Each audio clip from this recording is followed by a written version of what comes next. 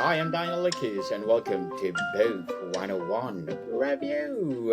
Book 101 is all about the books that I've read for the last 40 years, and today I have my special guest. He's an attorney, CFP, as well as wealth strategist, none other than Mr.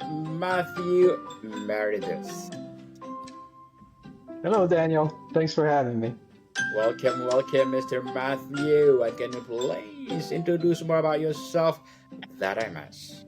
Definitely. So I am Matt Meredith. I am both an attorney. I'm a certified financial planner as well. My background was wealth management, and I decided to go to law school here in 2018 to add tax and estate planning.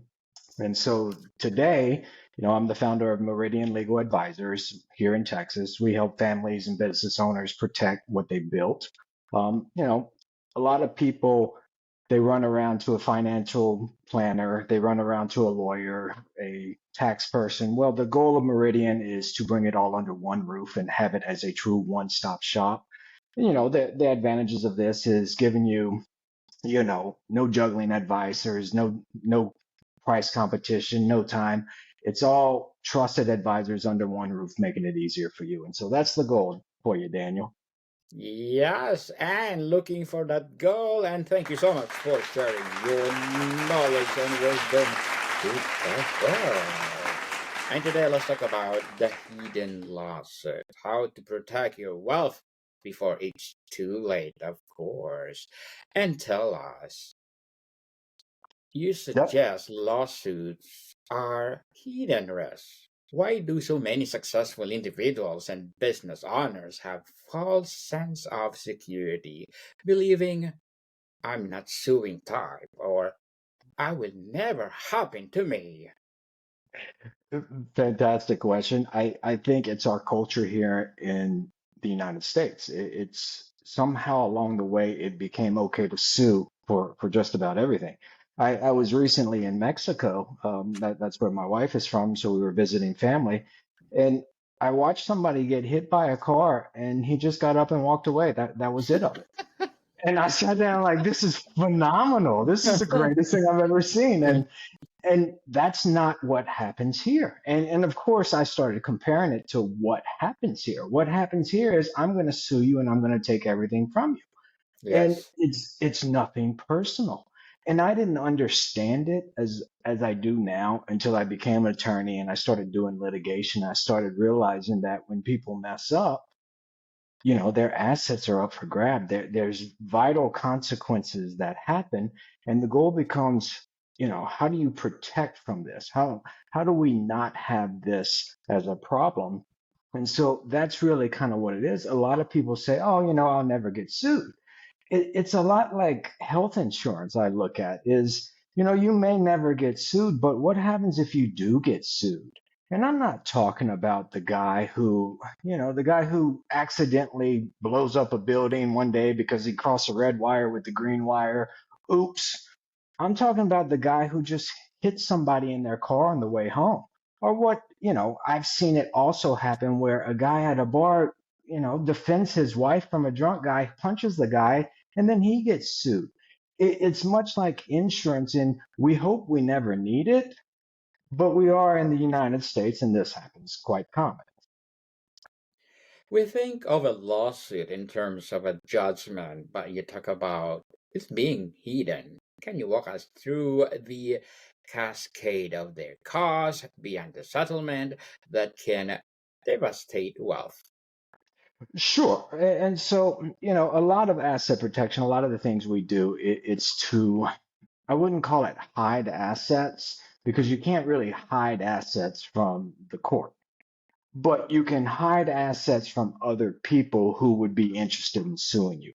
And so when you're looking at setting things up, depending on the route you're going, are you setting up through LLCs? Are you setting up through trusts? What route are you going? A lot of the build out is let's create anonymity in the structures to make it more difficult for people to figure out. And so it starts with simple things like owning LLCs through trust because trusts are private. And so now you have an LLC, it's owned by a trust. You really don't know who owns it. And it costs all this money now to figure out who actually owns this because I don't know if it's the beauty of the American court or a problem, but without notice, you can't sue somebody. And so it's all about, making it harder for these lawsuits to come forward. Interesting indeed. So, what does someone even begin if you were create a wealth protection hierarchy? What is the absolute non-negotiable foundational step everyone must take before anything else? I think it's to have the awakening conversation. So let's say you have assets. The question becomes how are you protecting yourself? If you don't have many assets, my dad always joked you can't get blood from a turnip. And I find that to be very pertinent in life. And so that's a real thing. So it becomes let's have a conversation about what you do have. Let's take a look at what your real risks are, and then let's start moving things out. So here's a perfect example. So my background, I've been in the wealth management industry. I've worked with JP Morgan, Capital One, LPL Financial, managing investment accounts. One of my first experiences when I got into advising was I had a client who was retiring and basically retired, loved it, would come by from time to time and just talk with me. One day he hits a car full of people and they ended up suing him. It was something he never expected. And what they did was they came in with a judgment creditor or judgment lien and they took that account. And so I was no longer in control of that account. He was no longer in control of that account. And so it's things like this. What do you have out there that you need to be worried about, that you need to protect? A lot of the goal is let's get it out of your name, and that will protect you in certain cases from there. But I think it always comes down to, sit down and have that conversation with somebody who looks at it through the lens of, if I'm coming to get it, where is it and how do I get it? There's so much confusion between LLCs, trust, and umbrella insurance. In simple terms, what is the primary job of each, and how do they work together as a layered defense system? So umbrella insurance is important. I preach to people all the time. What do you mean you don't have umbrella insurance? Get yourself some umbrella insurance. It's so cheap. I think we've all been told to say that. And it's there to take care of problems that come up. When you're looking at asset protection, what you're doing is you're mostly moving it out of your name. So now if you sue me as the individual, I don't have this in my name. So you can't really get to it because it's its own company. It runs on its own rules. It has its own EIN. It does its whole thing separate from me. I may happen to, be a member or a manager of it, but it's still separate. So you can't really grab a hold of it unless there's, commingling or people are breaking the laws. There's some ways that people can get into them, but not if you follow the correct rules. And so that's where the kind of the LLC works using trust. So you've got revocable trust, you've got irrevocable trust. Irrevocable trust will typically, much like an LLC, it'll take it out of your name. So you'll have things like South Dakota Trust, Delaware Trust. These are all familiar types of trusts, but there's catches with these type of things. Typically, there's waiting periods, and so I always talk about, the state and gift tax. We talk about Medicaid. There's waiting periods on everything, and typically irrevocable trusts are like that as well. If I put something into, say, a South Dakota trust, there's a 2-year wait. So if this is something I'm worried about, I may not want to go into that type of component. So it's all kind of juggling what's going on at that point in time. Ultimately, all of these are used together. And typically what we'll use, the other type of trust for, the revocable trust, is for anonymity purposes. Because again, if I go and register a business in my name in Texas at the Secretary of State's office, it shows up right there. It'll say Matthew Meredith, owner of this company. Well, that's a pretty easy way to figure out who I'm suing. So I don't want my name on the company. And so what I'll do instead is, let's say I have we'll use Meridian Legal Advisors. I'll have Meridian Legal Trust as the manager of Meridian Legal Advisors LLC. And the purpose of this is to create that anonymity because I don't know who the beneficial owner is. I just know there's a trustee and there's a trust. And so it's really kind of, you use all of these things together. Your umbrella policy is that first little, I get a jump, there's a bounce. Hopefully there's nothing more. I use the image of in an airplane. Oh, that umbrella is that safety belt. But then if that door rips open, you better have a parachute. So your parachute will come down from using different types of trust and LLCs together to protect yourself. Mr. Matthew, you talk about building a fortress, not just a putting up a fence. What is a critical difference between merely owning these structures? Can you rephrase that one more time for me? Yes, you talk about fortress, not just putting up a fence. So what are the critical difference between merely owning of these structures like LLC and trust, insurance, to funding and maintaining them so they hold up in court? Correct. So keeping them compliant. So Yeah. that's always a very important thing. Typically, when you're creating LLCs, for example, in Texas, we have franchise tax that you have to do. You have annual reporting for these franchise taxes. You have to have a resident agent who can receive mail. And so if it's not anonymous, you can be this person. And so when you look at, if I just want protection. So you create like a holding company, a typical holding company. Maybe it's a Wyoming LLC at the top, and you break down to like a Texas LLC for real estate or something else below it.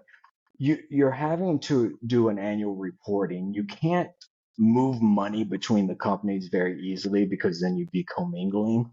So you have to have kind of books and records done. So you have to do your taxes. So a lot of the things that you would do if you owned a regular business that is legitimate, it is your business, it's the exact same thing. So every year, kind of, if it's an anonymous type of company, so you own it through a trust, somebody else has to report it for you. So that's kind of where we come in with our business compliance.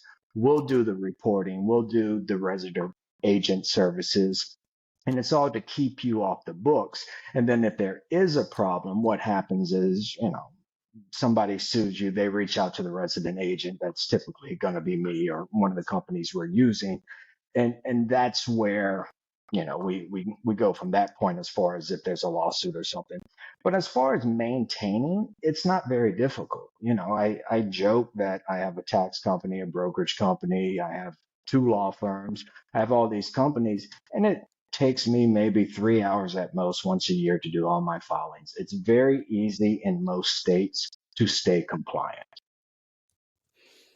Interesting, Mr. Matthew. Totally interesting. And tell us, as an attorney, CFP, as well as wealth strategies, what are your short-term and long-term goals?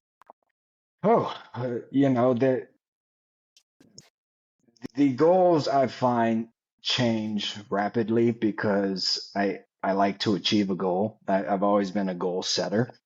My goal became let's go to law school because I wanted as I tell people, I was working the financial advisory and I would give tax thoughts, legal thoughts, and they kept saying, "Hey, you're not a lawyer. Don't give estate planning advice. You're not a CPA. Don't give tax advice." And to me, the thought was, well, wouldn't that be great? Wouldn't it be amazing if the client could come into one spot and have tax advice, have legal advice, have asset protection worked out for them to protect them in other ways, to have, financial planning done, all done by people who aren't really competing. And to me, this was the vision I had. And so it became, how do I put this into action? So the goal became, well, we're going to go to law school. We're going to create this. And so that has really been the goal over the last 7, 8 years, was getting to the point where I can build out this company, bring people in who are, not just good at what they do, but the best that I can find out there to come help me run this type of stuff. And so that's kind of the short-term goal at this point is getting it really up and running. The long-term goal is changing the industry. I really feel that the way the industry is now, it's not cohesive for people. For me to have to go see my CPA, go see my lawyer, go see my financial planner, and they're all just banging their chest saying, I'm the best. And I always joked with my clients, the lawyer I would refer to people was not somebody that I really liked. It was just a lawyer that I knew when I was doing heavy advising. And so it's not always the best advice coming because you don't know all the sources. And so the goal, the next several years of the life is to really kind of build this out and try to change the industry a little. Good luck to your goals, Mr. Matthew, and looking forward for more success. And what will be your piece of advice for those people out there who want to be like you? It comes down to knowing what you can and can't do. And I think that becomes the issue is for me, a lot of my stuff was I understood what I was doing. I understood the financial advisory role very well. I was successful doing it, but I wanted more. I wanted to do something more. And a lot of times when we have the idea of, hey, I want to do something more, it's usually, going against the grain. And so when you do that, it's never this happy feeling like there's always a challenge. There's always like, oh my God, what have I done? Like, let me tell you, my tax classes, I took like 8 tax law classes. And there were times that I was just like, what did I do? Like, this is a terrible idea. I should have just gone taking an easy job. And the key to it is you push through it, you persevere, and then you come out and you look back at it and it's like, wow, I did what I wanted to do. And this is a fantastic victory. I've accomplished the goal. And so that's my advice. Figure out what you want, write it down, and go get it. Write it down, people, and stop procrastinating. If you have the passion of something, you share to the world. So, Mr. Matthew, thank you for that advice. And can you please recommend a book or books that influence your journey? Definitely. So my book for you is The Alchemist by Paulo Coelho. Are you familiar with this one? Yes, sir. It Okay, most something people new. are. And with it is, the young guy Santiago, he is a shepherd. He's comfortable in Spain, sitting under a tree. He has this vision, and the vision tells him to go to Egypt. He'll find treasure. And so he thinks that, that this could mean something. He goes, talks to a gypsy who says, hey, I'm a fortune teller. You've got to go do this. This is your destiny. So he takes off, sells everything he has, and goes on this new goal in life, this new mission, and immediately gets robbed and loses everything. And then at that point, he has to decide, do I continue moving forward? This is the goal. This is my dream. Do I continue moving forward or do I give up? And of course, he continues because if not, it's a very short story. And he goes and he meets a bunch of people. He ultimately meets an alchemist who, the whole alchemy was turned lead to gold. And I don't want to ruin the story for anybody who hasn't read it, but Quite right. it's such a parallel I feel with, my feelings about what I've done is because there I was sitting comfortably under my tree and it's like, oh yeah, let's go change something up. Let's see what else we can do to make things different. And I go off and the beauty of the alchemist is it's never about changing lead to gold. It's about the experience that you gain along the way. It's the journey. And to me, that's why I like the book so much because you know where the treasure was. The treasure wasn't in Egypt. And that to me is, he would have never known that unless he went on his journey. Thank you for that recommended book, Mr. Matthew. And if you could have every listener or viewers do one thing within the next 48 hours to start protecting their wealth, what would it be? I think it comes back down to understanding what you have. Much like we talk about goal setting, writing out what your goal is, it's take an inventory of what you have.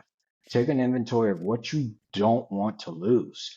A lot of people we were talking earlier, they just have brokerage accounts. They have a lot of significant money in brokerage accounts. It's in their names. And if they get sued, they could lose this. So look at the things that you have. Look at what you want to do to protect it. And if you're interested in protecting these things, reach out to me. I'm more than happy to have a conversation with you about, hey, how can we help? Do you really need to protect it? Are there other ways around it? And then on top of that, do you need help with, estate planning? Do you need tax advice as well? We do all this under the same roof. Mr. Math, how does someone find a qualified professional like you to help them with this? What Well, are the specific questions they should ask potential attorney to ensure they're getting the expert advice, not just a generic plan? well, for example, estate planning, which is a big part of my background, a lot of lawyers can do estate planning. A lot of them can easily do it for you, but it's very, in my opinion, cookie cutter. Now, if you're doing something where you're building businesses, and these businesses are not just, to make money, but they're also to protect assets, you need to know what's going to happen to these businesses if you die. Is your wife able to take it on? I've got a law firm, so my wife can't actually come in and take over that business because she's not a lawyer. So I need to know, okay, how can this be controlled? And so it becomes things like this where is the professional you're talking to used to building out estate plans for people that have, businesses and are interested in asset protection? When it comes to tax advice, I've done some US tax court. I give actual tax advice. It's more than the accounting aspects. So when you're talking to somebody about your taxes, are you interested in, as I put it on the website, the history? Are you interested in writing the future? Do you want to know ways that you can come in here and save money on taxes and do things that are more than just accounting? And I really think it's up to you to know, how much involvement do you want to get? Do you want to be able to have somebody who really understands this stuff, or do you just need something quick because, if you die, you don't want to half your house going to dead, half the house going to your wife, like you're here in Texas. So you need something done. And so it always comes down to is what do you as the person, the client want, and can the person you're talking to give you what you need? Mr. Matthew, before we wrap up our discussion for today, I'm inviting you to please do listen to my other podcast, people. My other podcast, because my abstract essay is already in fifth season. Abstract poetry in second season, and my book 101 review in fifth season too. Comedy 101 second season, and my food 101 in fifth season as well. Geography 101 in fourth season, and my baby podcast Law 101 and Mental Health 101. Love letters in third season and Movie 101 review and Music 101 fourth season and Science 101 and Sex 101 and its first season. Please listen to them wherever you listen your podcast. So, Mr. Matthew, tell us beyond the financials, what is the often overlooked benefit of having a robust plan in place? Is it the freedom to take business risks, the ability to sleep at night, or the legacy security for your family? It's all of it. And when I look at, the advantages that I've gained from doing it, I know my wife will be taken care of. I know that, hey, let's say something goes wrong and we're sued, we still have assets that are protected out there. Um, to know that I'm doing the right thing when it comes to taxes and things like that. I'm a tax lawyer. I hate paying more taxes than I have to. And so it's Yes. important to me to know that things are good. But it's also, just to mark it off the box to know that it's taken care of. A lot of people they go back and forth. Well, I'm not going to worry about it. I'll let my family deal with it when I die. I won't be here. And to me, I have dealt with so many clients who that's what's happened. And they're lost. They're spending all this money trying to fix things up. And it's just a total mess when it all could have very simply been handled. And so I think it comes down to you do it because it makes everything smoother. Indeed. And would you be my guest on Law 101? And let's talk about your expertise over there, Mr. Matthew. I would love to. Please do. And law tax protection all in one. Can you explain to us this phrase on your website? Definitely. So we are law. I'm a lawyer. I've done probate administration. As I mentioned, I do a lot of estate planning, trust building. I'm a tax attorney, so I have CPAs that work with me. We do tax, not just accounting, but we do advising. Protection gets into the asset protection we're talking about, how to protect yourselves from that hidden lawsuit that nobody expects, but can take a chunk out of your retirement, a chunk out of your business. All in one is it's just the one-stop shop. I've been wanting a one-stop shops because my clients kept complaining to me. They're tired of coming to see me, then their tax guy, and then their lawyer. And man, they would be happy as could be if they could do it in one spot. And so that's what Yes. I've built for them, Daniel. Like three in one, for sure. So, Mr. Matthew, how would Mr. Elon Musk protect his trillion wealth? Well, Elon's got a much bigger problem than I can probably help him with. Elon's got tax issues that he's got to move things out of the states. And so when you're getting into massive wealth like that, you're getting into, dynasty trust. You're using a lot of entities and things like that. It's similar to what we do, but it's on a much larger scale. I don't have the patience to calculate his taxes. Trillion wealth. Imagine, Mr. Matthew Meredith. Thank you so much for sharing your knowledge and wisdom to the world. So, can you please invite our listeners to support your advocacy, your business, or whatever projects that you're doing right now? Yeah, definitely. We're at Meridian Legal Advisors. It's meridianlg.com. You can check us out there. We've got phone numbers, we've got emails. Come, come talk to me if you have issues that you need, you know, to understand. Do I need protection, or you need estate planning that goes with that type of protection, and you need help with your taxes? That's what we're here for. We're happy to work with anybody. Give us a call. Yes, people, let's support Mr. Matthew Meredith because if you support him, for sure, more and more empowering. Wow, law tax protection all in one to come. And so, Mr. Matthew, thank you so much for your time. Definitely. And Daniel, just to add, so I grabbed Chinese food today because my wife was working from home and she said I want Chinese. And so I got my fortune cookie. And my Oh, what fortune is that? cookie is very pertinent. We're talking about the signs, the alchemists and things like that. It says, turn off the TV and the computer and exercise your mind with a good book. And that, my friend, is for you. Yes, indeed. Thank you for that inspirational message indeed. So, people, more to come. See you soon.